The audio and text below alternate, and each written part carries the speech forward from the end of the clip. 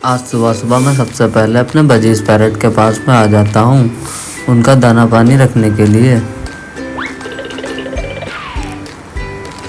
फिर मैंने कॉकटेल का दाना पानी रख के इनको भी देख लिया और हमारी जेब्रा फिंच देखो साथ में बैठ के कितनी मस्ती कर रही हैं।